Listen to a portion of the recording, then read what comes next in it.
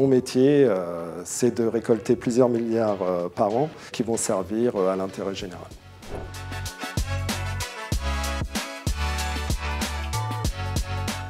Je travaille avec une équipe de 10 vérificateurs qui sont chargés de contrôler la comptabilité des entreprises et leurs déclarations fiscales. Cette lutte contre la fraude fiscale peut paraître un peu dure, mais en fait elle est quand même nécessaire puisque c'est ce qui nous permet en partie de financer des domaines tels que la justice, la sécurité et l'éducation.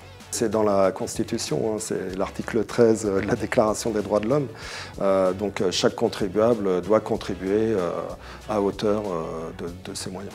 Ce que j'aime bien dans mon métier, c'est qu'on n'est pas là uniquement pour sanctionner le contribuable qui n'a pas déclaré l'ensemble de ses revenus, mais on est aussi là pour l'accompagner, pour lui délivrer un message pédagogique et l'aider dans le futur à remplir ses obligations déclaratives. C'est un message prioritaire qu'on adresse systématiquement à chacun de nos contribuables. J'ai commencé par une carrière de facteur pendant 4 ans. Ensuite, j'ai voulu évoluer vers les finances publiques par rapport à la mission d'intérêt général qu'elle représentait. Et donc j'ai commencé en tant qu'agent. Et ensuite, au fil des années, grâce aux préparations des concours notamment, j'ai passé différents niveaux hiérarchiques jusqu'à arriver aujourd'hui cadre supérieur de la fonction publique.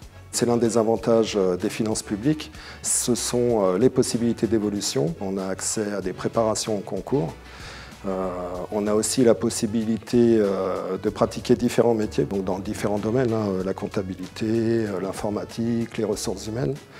Et autre avantage aussi, c'est qu'on a cette possibilité d'obtenir des mobilités géographiques, puisqu'on a un réseau qui est présent sur tout le territoire.